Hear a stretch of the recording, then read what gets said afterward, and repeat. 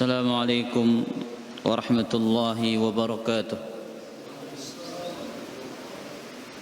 إن الحمد لله نحمده ونستعينه ونستغفره ونعوذ بالله من شرور أنفسنا ومن سيئات أعمالنا.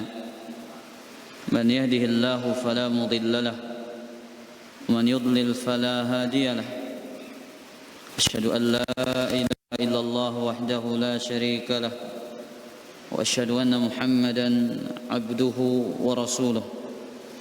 يا أيها الذين آمنوا اتقوا الله حق تقاته ولا تموتن إلا وأنتم مسلمون.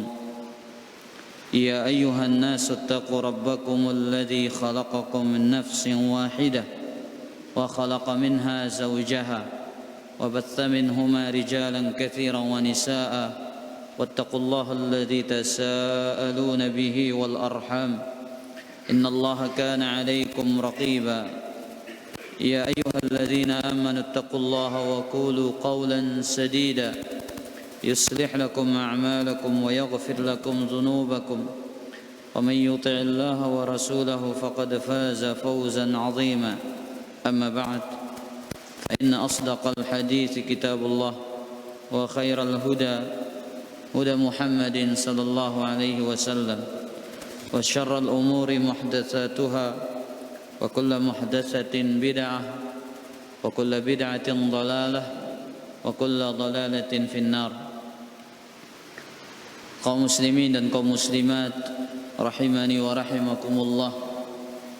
Alhamdulillah, Allah Azza wa Jalla pada kesempatan malam ini memberikan kita taufik, kita hidayah untuk kembali duduk dalam majlis dari majlis ilmu yang tidak lain tujuan kita adalah untuk menambah rasa takut kita kepada Allah Subhanahu wa taala. Ilmu ini dipelajari agar menjadi,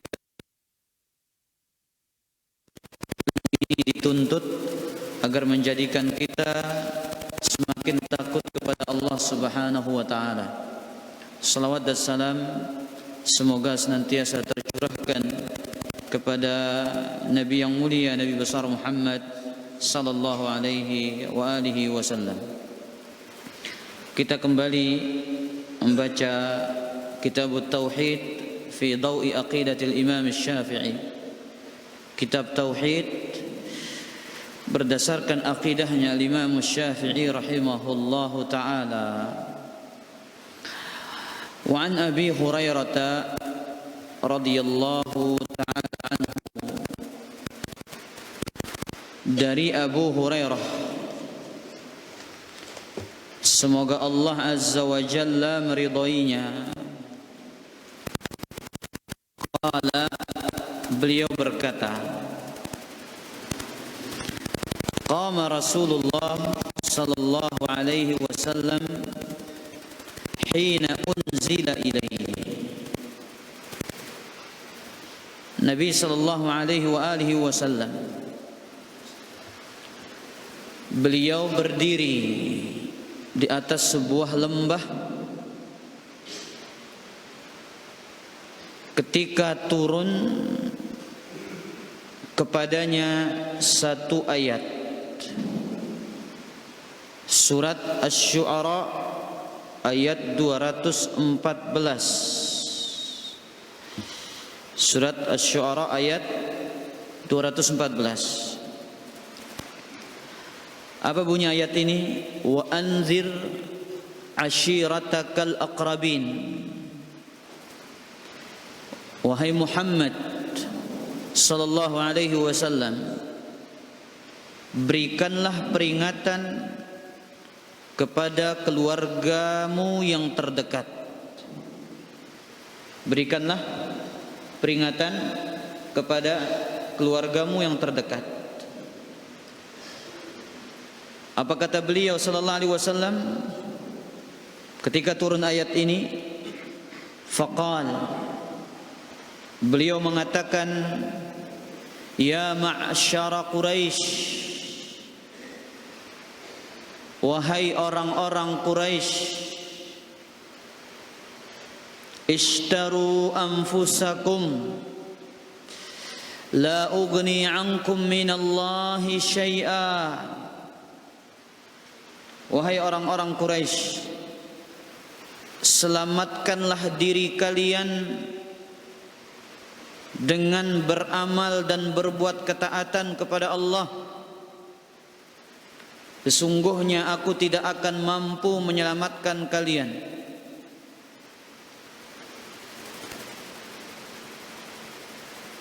Kemudian Nabi SAW mengatakan, Ya Abbas ibn Abdul Muttalib, wahai Abbas,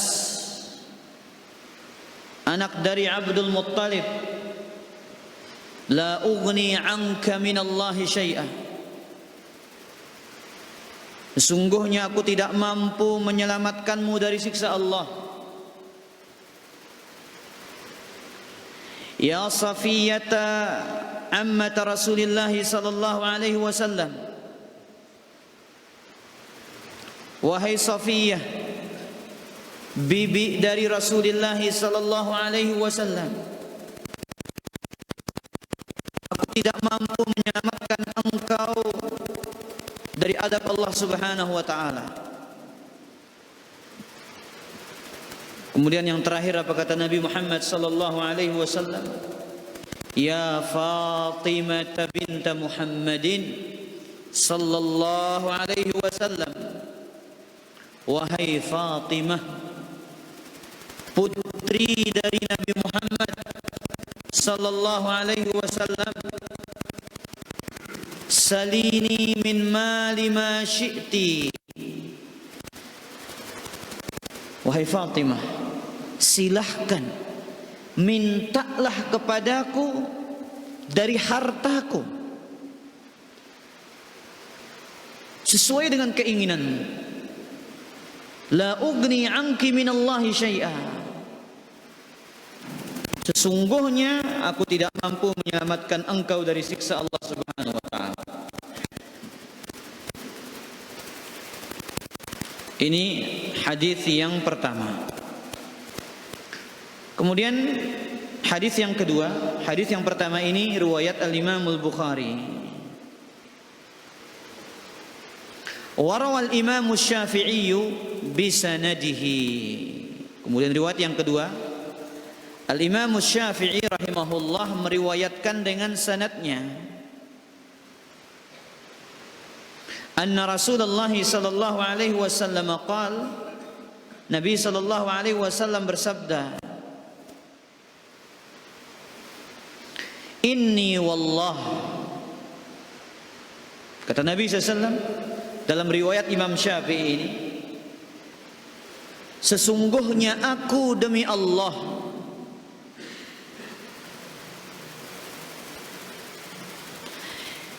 la yumsikun nasu alayya bisyai' illa anni la uhillu illa ma ahallallahu fi kitabih wa la uharrimu illa ma harramallahu fi kitabih. Kata Nabi SAW, sesungguhnya aku demi Allah, orang-orang tidak akan mampu menahan diriku dengan sesuatu, dan aku tidak menghalalkan kecuali yang Allah halalkan di dalam Al-Quran. Dan aku tidak mengharamkan kecuali yang Allah haramkan di dalam Al-Quran.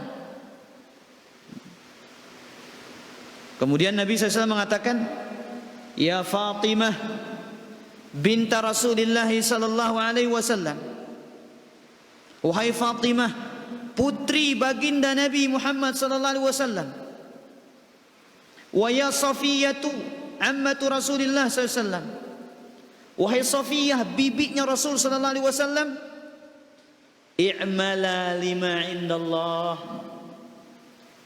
beramallah, beramal salihlah untuk mendapatkan kebaikan di sisi Allah.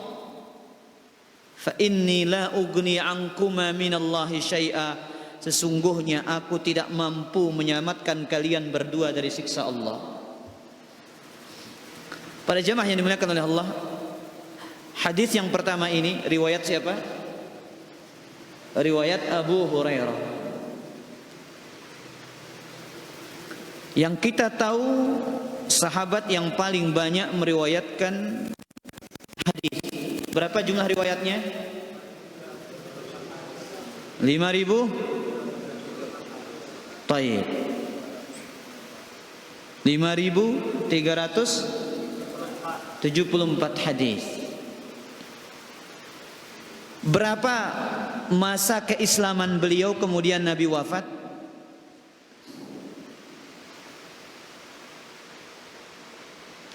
Berapa tahun Nabi masuk Islam? Berapa tahun beliau masuk Islam kemudian Nabi wafat?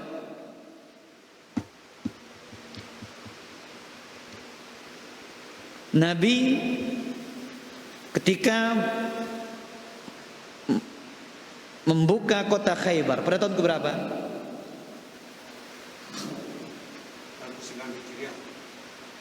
Tahun ke 9 Hijriah atau tahun ke-7?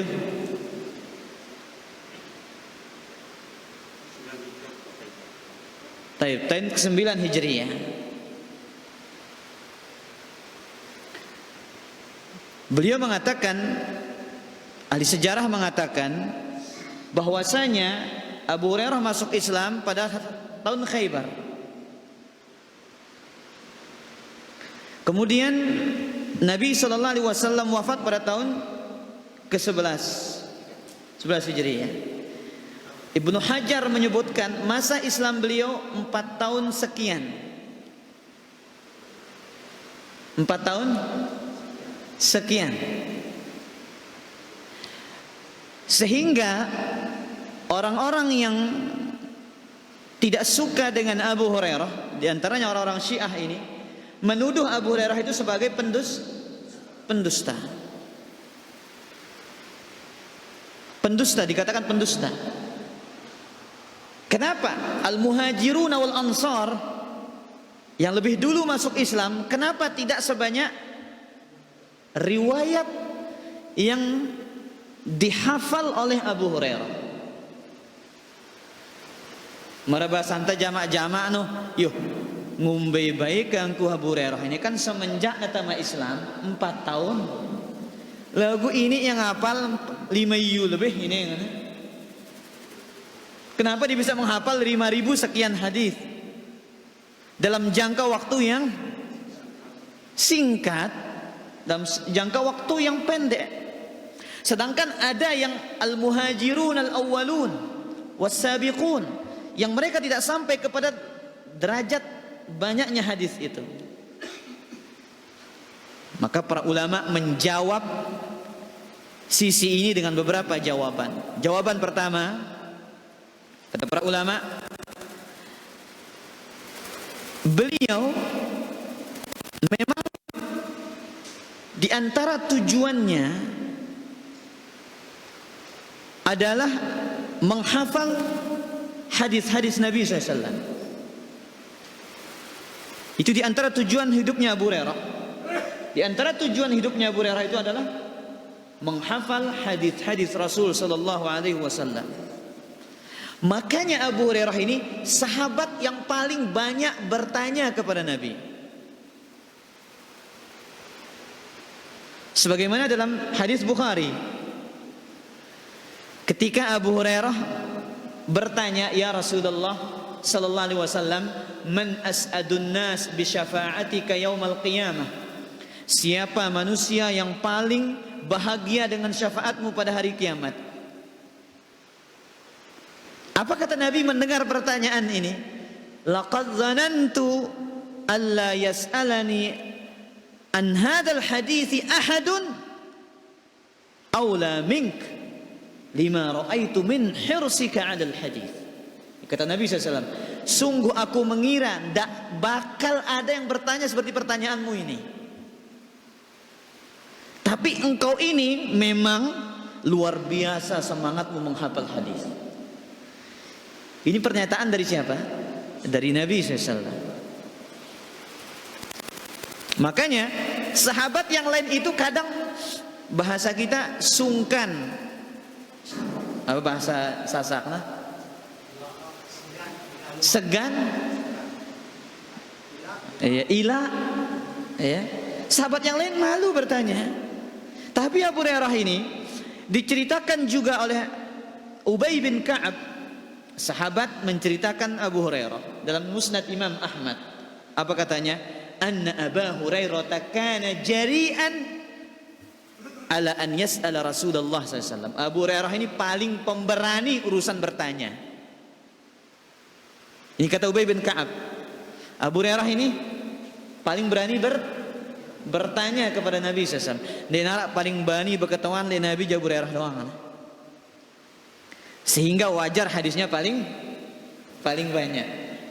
Alasan kedua kata para ulama, annahu kana yulazimun Nabi SAW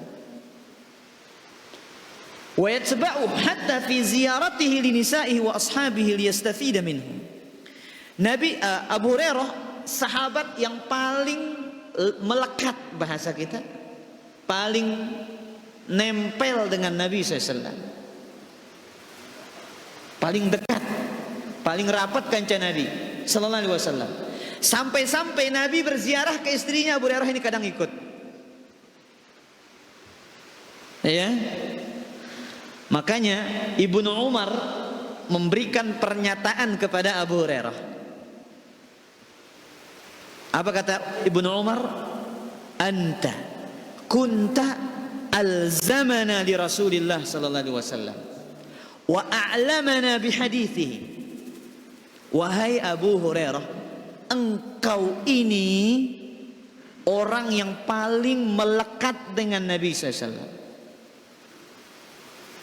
Engkau ini orang yang paling tahu tentang hadis Nabi sallallahu alaihi wasallam. Jadi wajar 4 tahun itu memang betul-betul untuk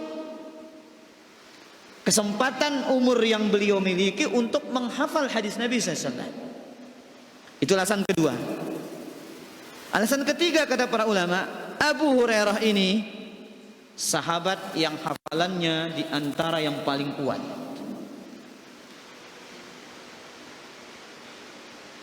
Dengan bukti beliau datang kepada Nabi sallallahu alaihi wasallam mengeluhkan hafalannya yang lemah. Nabi perintahkan ubsut rida'aka, hamparkanlah selendangmu. Apa bahasa anta? Kelat. Abu Hurairah kelat selendang dah dulu. Akhirnya ya Abu Hurairah fabasatahu. Ya dibentangkanlah selendangnya, kelatnya selendangnya. Kemudian apa yang dilakukan oleh Nabi? Fagharafa biyadihi. Nabi seolah-olah mencidukkan sesuatu ke dalam selendang itu. Kemudian apa kata Nabi? Dummahu. Wahai Abu Hurairah, lipat selendangmu. Ayo dilipatlah selendangnya. Qala fadamamtuhu fama nasitu syai'an ba'dahu. Setelah itu aku tidak pernah lagi melupakan hadis Nabi sallallahu alaihi wasallam. Satu pun tidak pernah aku lupakan. Makanya seorang khalifah pernah menguji Abu Hurairah. Disuruh sekretarisnya raja pada saat itu menguji kekuatan hafalannya. Ya. Kemudian samping raja duduk. Di belakang tabir ada disuruh tukang catat. Apa yang diucapkan oleh siapa? Abu Hurairah mulai mengucapkan sekian hadis. Yang tukang catat di belakang nyatat terus. Ya, dicatat semua hadis itu. Kemudian apa tujuannya? Ingin menguji Abu Hurairah ini. Tahun depannya dipanggil lagi, ditunggu genap 1 tahun. Bukan sebulan, 2 bulan, 3 bulan, ditunggu 1 tahun genap, dipanggil lagi Abu Hurairah. Wahai Abu Hurairah, tolong ulang hadis yang kau pernah sampaikan 1 tahun di sini dulu. Diulang persis sama, tidak kurang 1 huruf, tidak lebih 1 huruf. berkat doa Rasul sallallahu alaihi wasallam. Maka wajar ikhwatal iman, ya, Abu Hurairah ini ya paling banyak meriwayatkan hadis dengan alasan-alasan yang kita paparkan tadi. Taib. Ini sedikit mukaddimah tentang Abu Hurairah yang jarang kita ketahui. Taib. Kemudian kita ambil faedah dari hadis yang kita baca tadi. Di antara faedah hadis yang kita sebutkan, dakwah yang paling utama adalah mendakwahi keluarga. Dakwah yang paling utama adalah mendakwahi keluarga. Lihat Nabi Muhammad sallallahu alaihi wasallam di kota Makkah ketika diperintahkan pertama kali untuk menyeru kepada jalan Allah, turun ayat wa anzir ashiratakal aqrabin. Wahai Muhammad, berikanlah peringatan kepada keluargamu yang terdekat. Dipanggil pamannya Abbas, dipanggil bibinya Safiyah, sampaikan nasihatnya kepada siapa? Anaknya Fatimah. Di saat detik kematian Abu Talib, Nabi tidak lupa ada masih keluarga yang sangat butuh untuk tersentuh hidayah. Beliau datang kepada Abu Talib. Di situ tokoh-tokoh kemusyrikan sudah siap menunggu. Setiap kali Nabi mengatakan ya am qul la ilaha illallah kalimatan uhajju laka biha indallah, wahai pamanku, ucapkanlah la ilaha illallah, dengan kalimat ini aku akan membelamu di sisi Allah pada hari kiamat.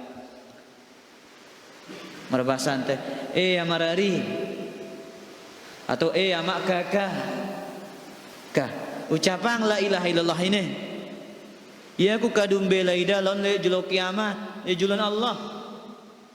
Apa kata tokoh-tokoh musyrik ini?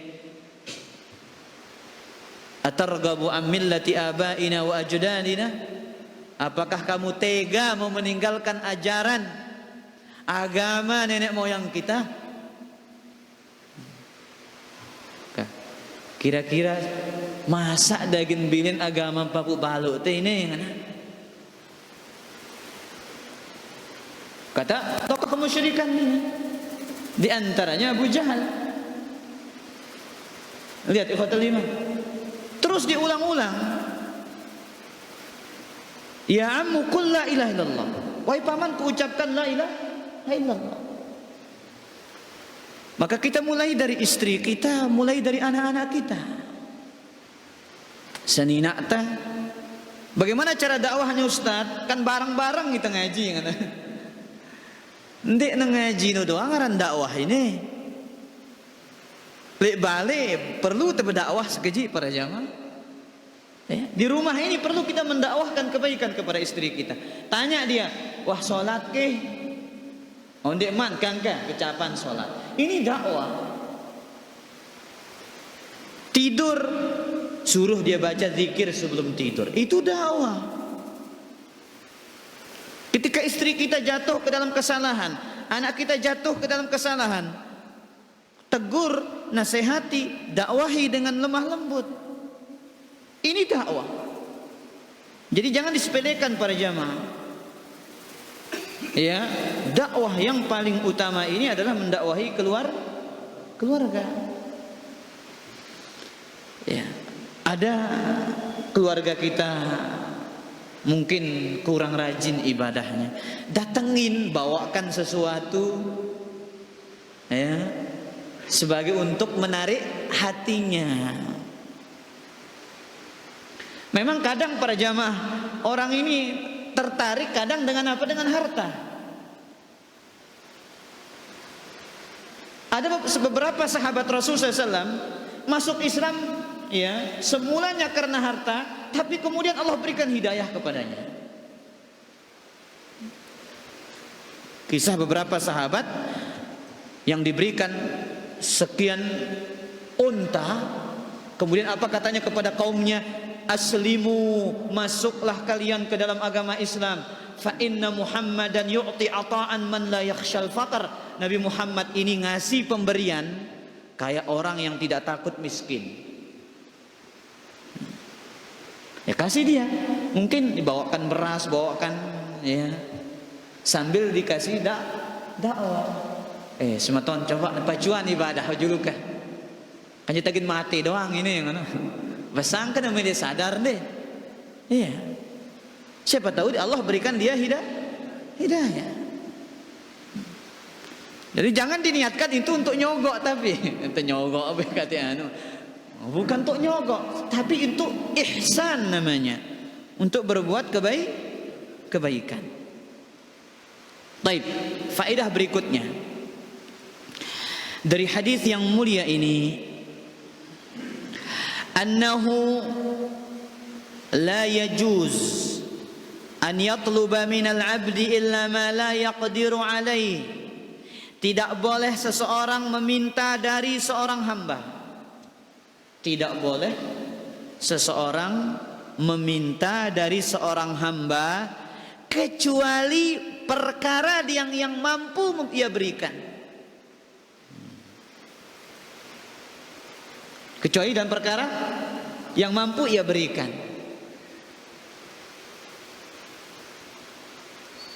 Dan ini yang disebut dengan syafaat. Tengendeng syafaat niki, ya, dalam hal yang dia mampu, minta dibantu, ya, dalam koridor yang dia mampu untuk membantu. Makanya Syekh Muhammad bin Shalih Al-Utsaimin rahimahullah dalam kitabnya Syarah Salasatul Usul, beliau menyebutkan ada 5 macam isti'anah. Ada 5 macam bentuk isti'anah. Apa nama isti'anah para jamaah? Abu Adam, apa nama isti'anah? Ngendeng tulung, minta pertolongan, minta bantuan. Kata beliau yang pertama, al-isti'anatu billah, meminta pertolongan kepada Allah. Meminta pertolongan kepada Allah ini yang mengandung kesempurnaan sikap merendahkan diri. Meminta tolong kepada Allah ini yang mengandung apa? Kesempurnaan merendahkan diri dan menyerahkan segala urusan kepada Allah. Ini dia nama isti'anatu billah para jamaah. Minta tolong kepada Allah mengandung satu, kita sebagai hamba, kita benar-benar menyerahkan sikap rendah diri kita kepada Allah, menunjukkan kita ini adalah benar-benar hina di sisi Allah, benar-benar butuh kepada Allah. Kemudian segala sesuatu itu kita sandarkan kepada Allah, kita serahkan kepada Allah. Yang ketiga, meyakini hanya Allah yang memberikan kecukupan. Bentuk pertolongan ini, isti'anah ini, meminta pertolongan ini tidak boleh diserahkan kecuali kepada Allah. Mengandung apa? Kesempurnaan merendahkan diri tadi, menyerahkan segala urusan kepada Allah, hanya kepada Allah. Itulah makna ayat yang sering kita baca setiap sholat. Iyyaka na'budu wa iyyaka nasta'in. Hanya kepada Engkau kami beribadah dan hanya kepada Engkau kami meminta pertolongan.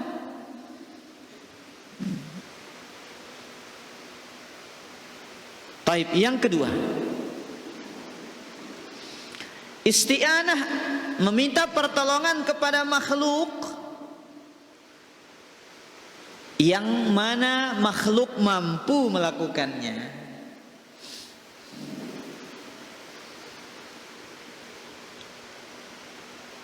Tengen yang tulung tiba dengan anu hal lagu mampu yang bantu kita nulung kita ini.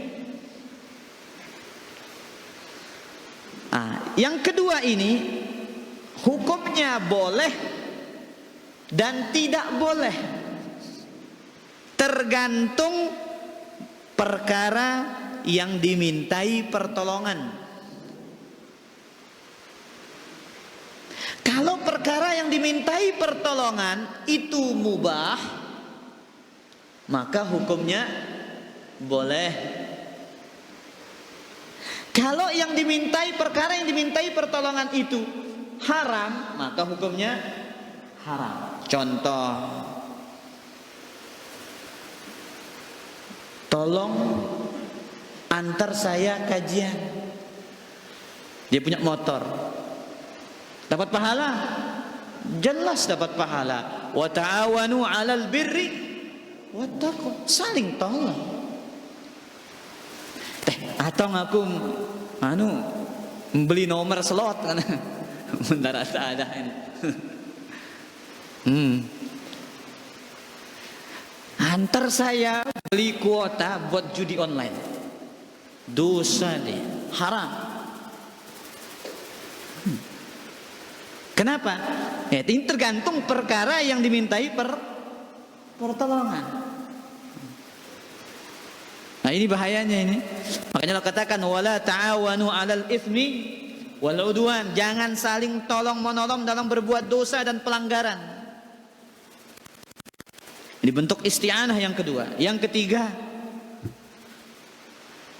meminta tolong kepada makhluk yang masih hidup, hadir. Apa maksudnya hadir? Ada di tempat. Tapi dalam perkara yang dia tidak mampu melakukannya.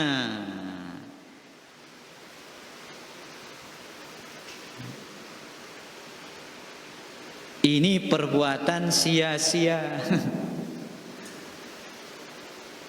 Contoh, kita minta tolong kepada orang yang lemah.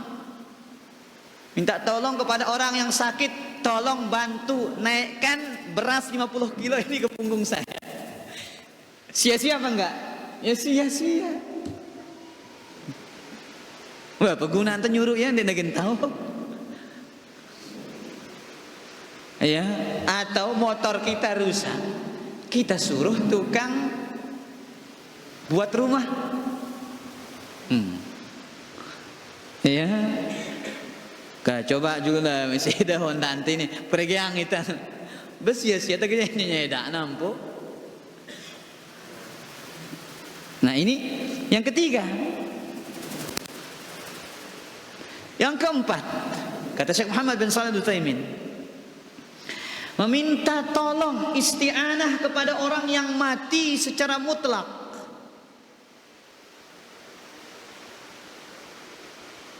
Kita tolong kepada orang yang mati, mau nabi, orang-orang salih dan yang lainnya. Atau meminta tolong kepada orang yang hidup dalam perkara gaib yang dia tidak mampu melakukannya. Inilah isti'anah yang disebut kesyirikan.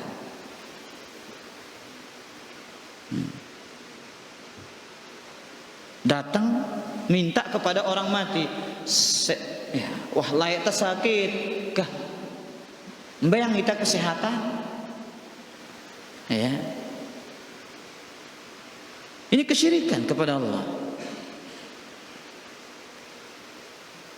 Atau minta tolong kepada orang yang hidup, tolong carikan uang saya hilang sekian puluh juta ini, coba Anu dulu, keluarkan ilmunya katanya. Ini juga kesyirikan, nggak boleh. Nabi para jamaah makamnya tertinggi. Ada makam tertinggi setelah kenabian? Nggak ada. Mana lebih tinggi, wali atau nabi? Ya jelas nabi. Orang soleh atau nabi? Nabi. Ketika hilang kalung Aisyah, ayo, apakah Nabi tahu di mana tempatnya? Ya. Makanya lihat, kata Allah Azza wa Jalla tentang Nabi Muhammad, walau kuntu a'lamul ghaib lastakthartu minal khair. Jikalau aku mengetahui yang gaib, kata Nabi Muhammad SAW, aku akan memperbanyak melakukan kebaikan, aku akan banyak mendapatkan kebaikan. Tapi Nabi kita SAW tidak tahu perkara gaib. Tapi sekarang ini yang anehnya, yang datang ini percaya. Padahal Allah sendiri mengatakan wa indahu mafatihul ghaib. Di sisi Allah itulah kunci-kunci perkara gaib. Tidak ada yang tahu kecuali Allah. Oh, ning kok na hilang. Coba peta dari tini kan. Sadu ya keto zong dek nara. Tapi dia percaya. Nah, ini hebatnya kita ini para jamaah.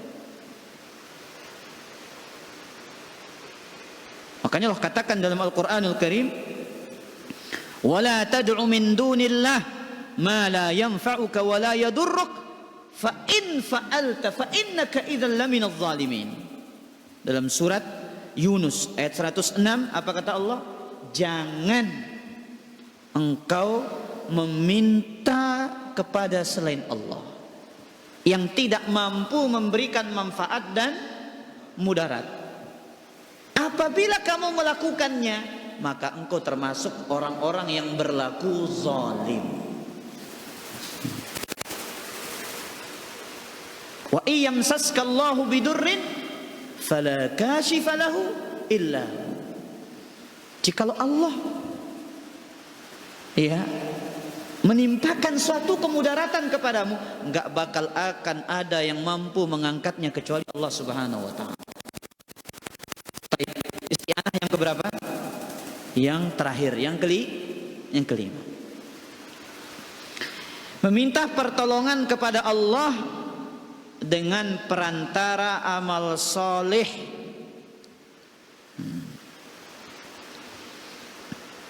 Dan keadaan-keadaan yang dicintai oleh Allah. Ini hukumnya masyru', disyariatkan.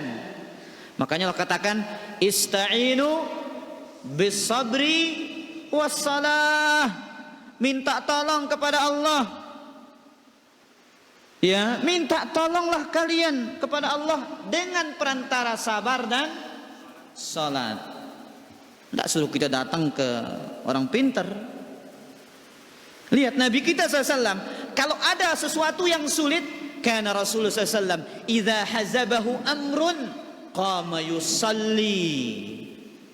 Nabi SAW kalau ditimpa masalah yang berat, beliau hendak segera berdiri sholat.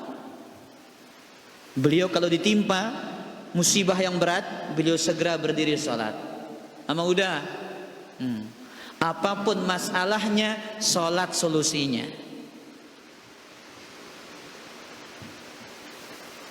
Makanya katakan ista'inu bisabri wassalam. Baik. Faedah yang berikutnya,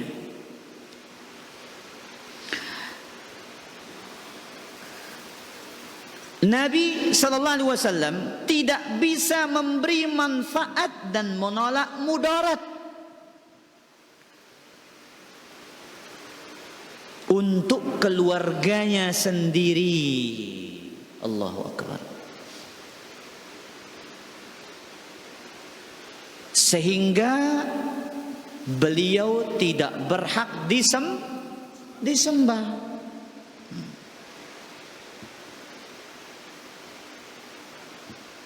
Maka lihat apa kata Nabi sallallahu alaihi wasallam dalam riwayat Imam Syafi'i tadi, wahai Fatimah, wahai Safiyah, I'mala lima indallah.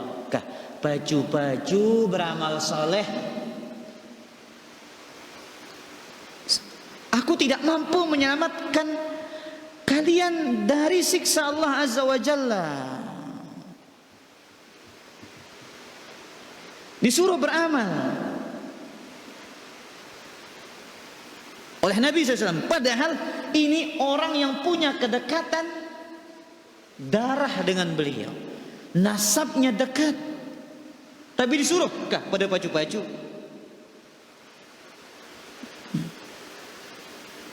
Maka ini menunjukkan Nabi pun tidak berhak disembah. Yang berhak disembah hanya Allah Subhanahu wa taala. Maka Nabi kita sallallahu alaihi wasallam, di antara doa beliau mengatakan, Allahumma la taj'al qabri wathanan yu'bad.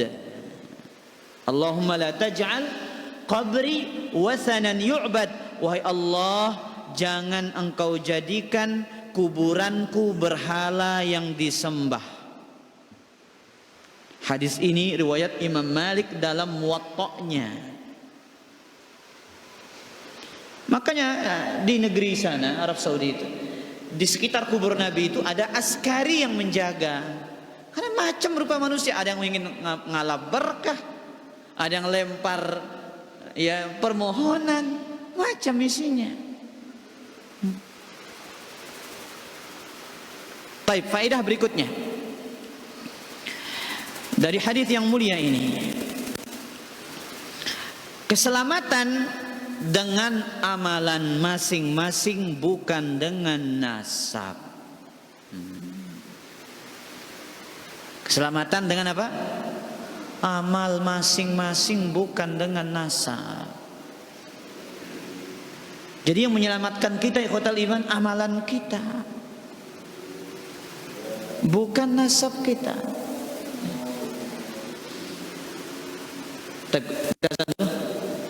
Baru kita lanjutkan. Alhamdulillah wassalatu wassalamu ala Rasulillah wa ala alihi wa sahbihi wa man tabi'a hudahu, amma ba'du. Kemudian kita ambil faedah yang terakhir.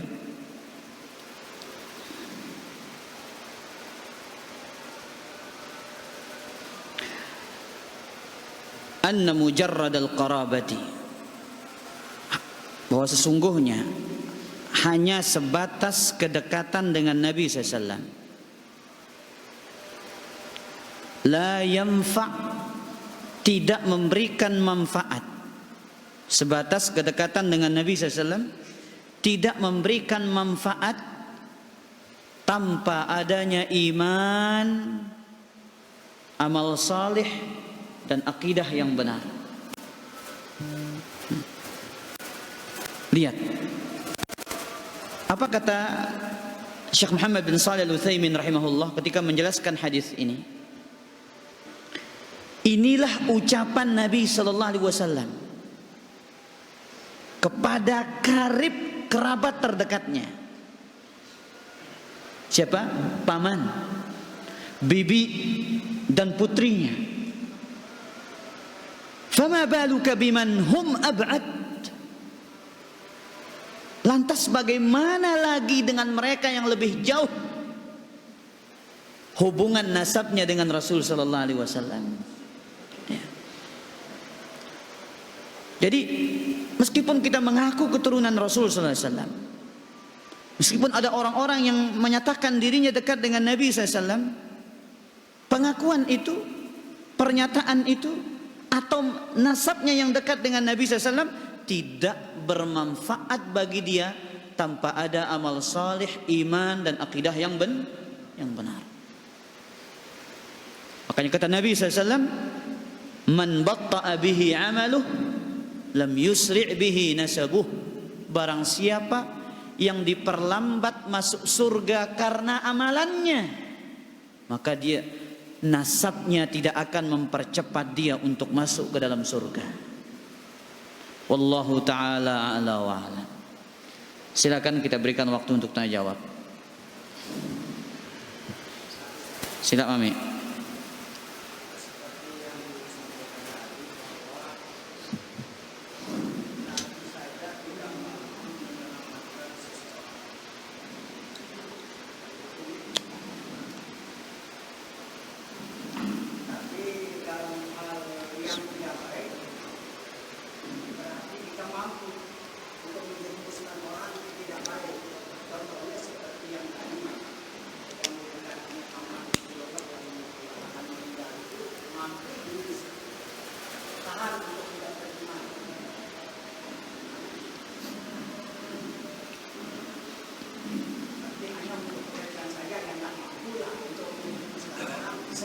Baik, pertanyaan Mami ini tentang kisah Abu Talib itu.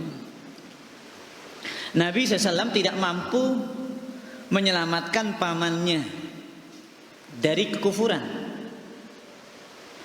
Tapi kenapa yang lain itu mampu dia, malahkan menjerumuskan dia ke dalam kekufuran?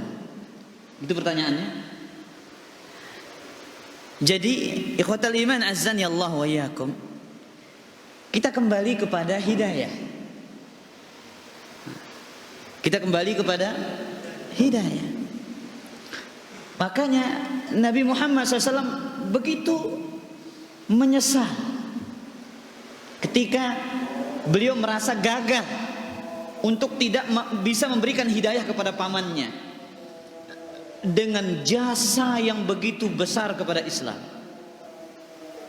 Turun ayat menegur itu. Innaka la tahdi man ahbabta walakin Allah yahdi man yasha.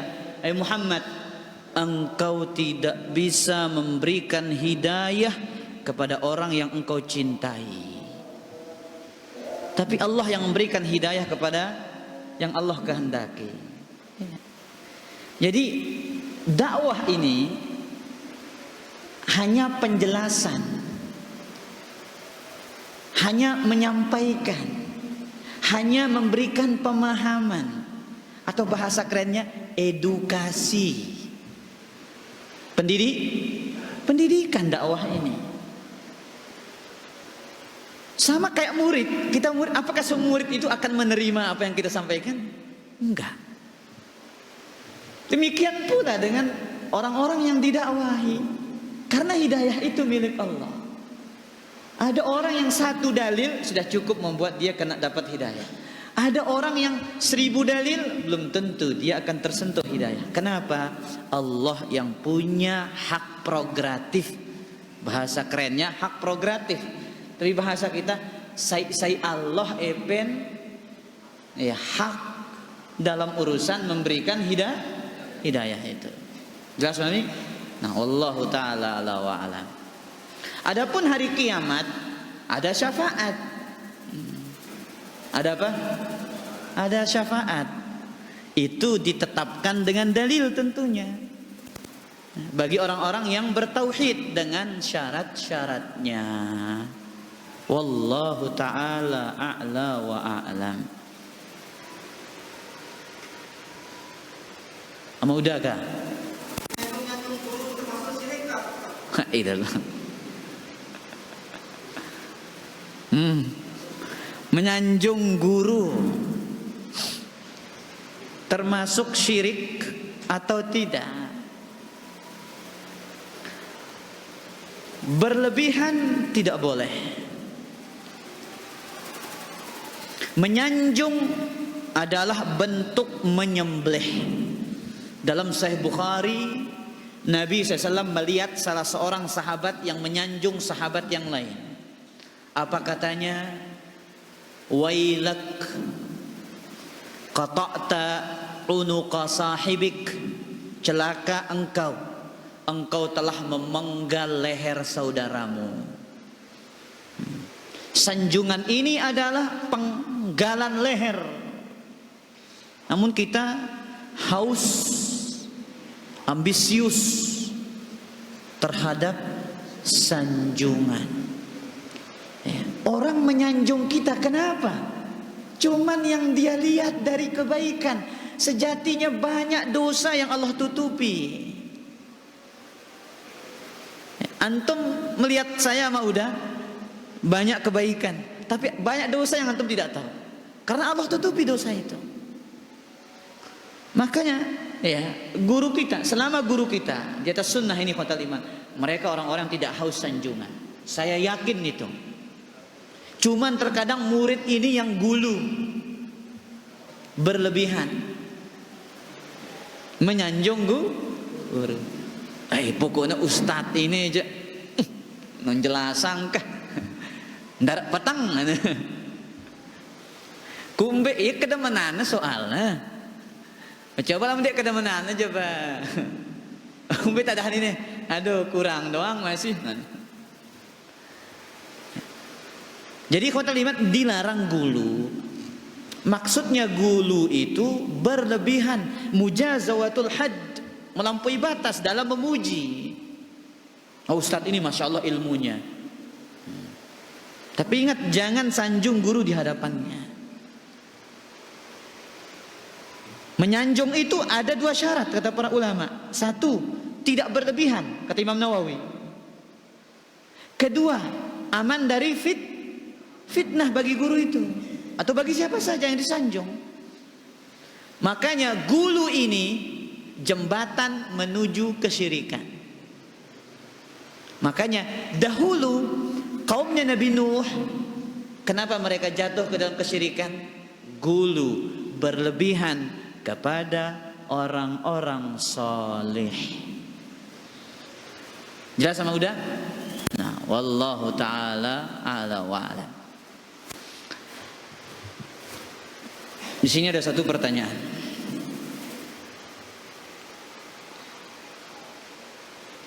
Bagaimana cara agar kita memiliki hafalan yang kuat seperti Abu Hurairah?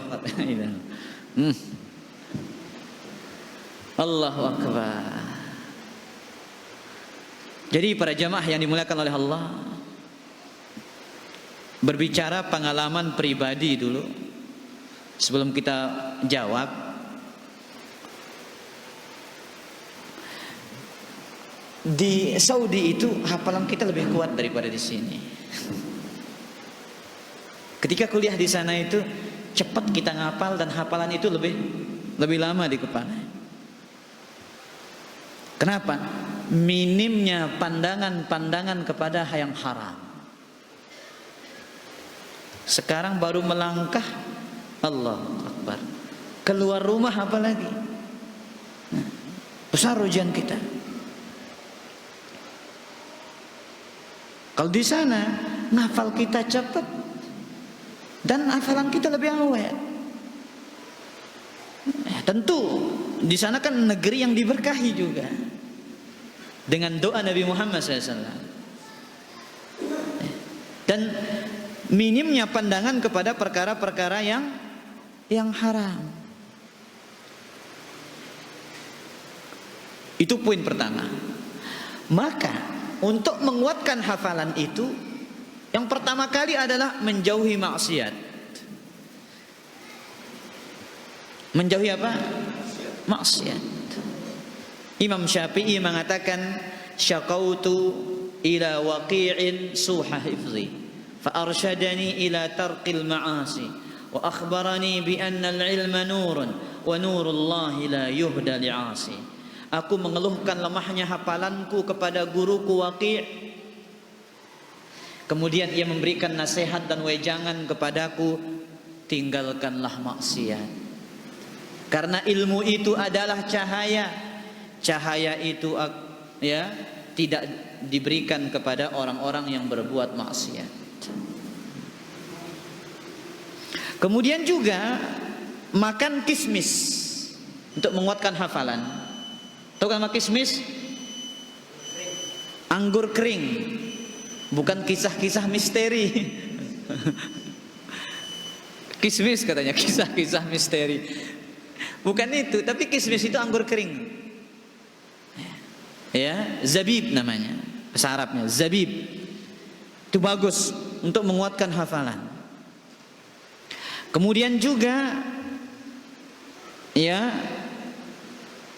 menghafal di malam hari lebih bagus daripada menghafal di siang hari. Ini kata para ulama, di antaranya Al-Khatib Al-Baghdadi, al-hifdhu wa hifdhul lail anfa' min hifdhin nahar. Menghafal di malam hari lebih bermanfaat daripada menghafal di siang hari. Wa waqtul ju' anfa' min waqtus syib'. Menghafal di waktu lapar lebih bagus daripada menghafal di waktu kenyang. Ini teori-teori yang diajarkan oleh para ulama kita. Dan mereka juga menjelaskan tempat menghafal itu. Sebutkan juga Al-Khatib Al-Baghdadi, tempat yang paling bagus menghafal itu adalah al-ghuraf. Tempat yang sepi dan polos. Wa kullu mawdi'in ba'idin anil mulhiyat, kata beliau. setiap tempat yang jauh dari hal-hal yang melalaikan. Jangan ngapal di pinggir jalan. Ya, bagaimana mau ngapal? Anda mau ngapal di mana? Di pantai. Di pantai suara ombak. Bukan menghafal, menghayal. La ilaha illallah. Taib ikhwatal iman, ini dia beberapa triknya. Ya. Dan yang lain juga disebutkan oleh para ulama kita. Yang masuk ke tubuh ini yang halal saja. Sebagaimana cerita Al-Imam Al-Bukhari ibunya dan Al-Imam Syafi'i. Mereka ibu-ibunya ini bercerita, yang dimasukkan ke dalam perut anaknya ini adalah yang halal saja. Itu rahasianya para jamaah. Makanya Imam Bukhari itu keajaiban dalam menghafal 16 hari 15.000 hadis. Ada yang sanggup? 16 hari 15 siu ke sejeluk kurang lebih siu.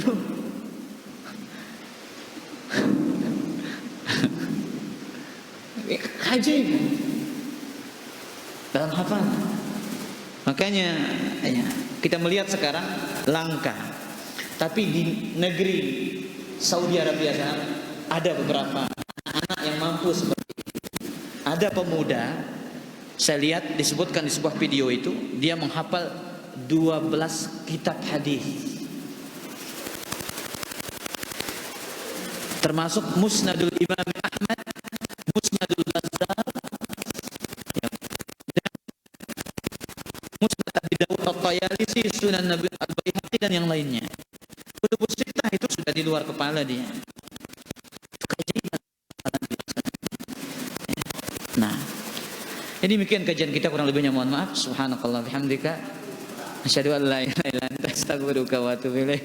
Wassalamualaikum warahmatullahi wabarakatuh.